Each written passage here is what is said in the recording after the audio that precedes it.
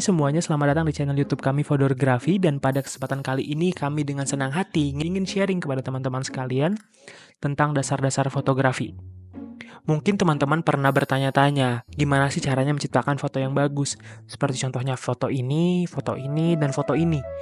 3 foto ini merupakan contoh foto yang indah seperti teman-teman. Gimana sih cara buatnya?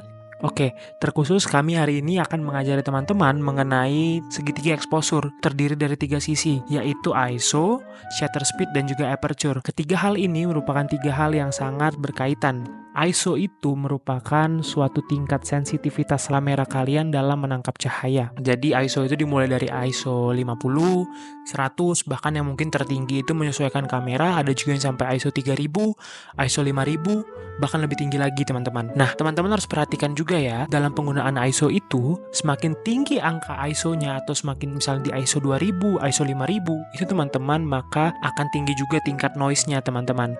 Maka itu kami menginginkan teman-teman jika menggunakan ISO, gunakanlah ISO serendah mungkin. Seperti pada siang hari, mungkin teman-teman bisa menggunakan ISO 100 atau ISO 50 jika ada. Atau jika memang kalian terpaksa harus foto di malam hari, saran kami untuk bisa menggunakan lampu tambahan seperti speed light ataupun lampu continuous light. Nah, yang kedua itu merupakan shutter speed. Shutter speed itu apa sih? Shutter speed itu merupakan kecepatan sensor itu dalam menangkap gambar. Jadi shutter speed itu biasanya dimulai dari angka 50 atau sampai angka nanti sampai 4000. Jadi dan juga teman-teman harus lihat ya, dalam penggunaan shutter speed itu semakin pelan shutter speed maka semakin lama membuka membuka sensornya, sehingga foto yang dihasilkan makin tinggi tingkat blurnya. Seperti contohnya, jika teman-teman ingin memfoto foto ini, nah foto ini menggunakan shutter speed yang tinggi teman-teman. Kenapa? Karena harus memfoto objek yang berjalan dengan cepat. Jadi semakin cepat objek yang berjalan, maka semakin tinggi juga shutter speed yang dibutuhkan. Maka itu teman-teman harus melihat juga bahwa semakin rendah angka shutter speed akan semakin terang hasil fotonya. Tetapi semakin tinggi shutter speed itu maka akan semakin gelap hasil fotonya. Kenapa? Karena kamera itu membuka ranah dengan cepat.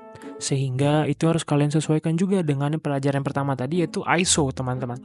Nah, yang ketiga, diafragma. Diafragma itu apa sih? Diafragma itu merupakan bukaan yang terdapat pada lensa. Diafragma ini biasanya, dalam kata lain, diafragma ini ucapannya itu dimulai dari 18, 1 atau mungkin F2 atau biasa disebut dengan F gitu ya. Dan semakin lebar, biasanya kalau diafragma ini ucapannya adalah lebar. Semakin lebar sebuah diafragma itu angkanya itu semakin kecil teman-teman. Maka diafragma lebar itu biasanya 12, 18, F2 itu diafragma lebar.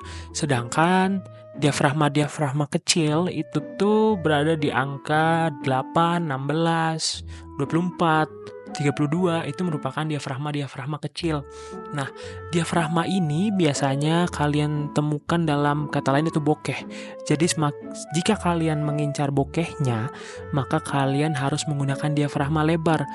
Dan biasanya lensa-lensa yang memiliki diafragma lebar itu merupakan lensa-lensa fix teman-teman. Lensa fix itu apa sih? Lensa fix itu merupakan lensa yang memiliki milimeter yang fix. Nah, contohnya di sini kami menggunakan lensa 35 mm f2. Ini merupakan lensa fix dengan diafragma yang cukup lebar, teman-teman.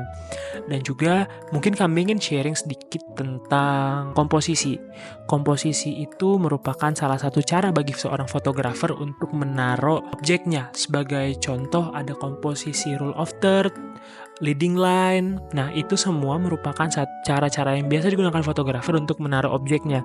Maka itu kami memberitahu teman-teman. Mungkin teman-teman bertanya, gimana sih Kak caranya menentukan komposisi yang cocok dalam sebuah foto? Komposisi yang cocok itu ada banyak teman-teman, tergantung daripada teman-teman sendiri. Namun biasanya yang paling common digunakan oleh seorang fotografer itu komposisi rule of third. Kenapa? Karena paling mudah, serta di kamera itu biasanya juga ada settingannya teman-teman. Kami mengajak teman-teman untuk selalu berlatih.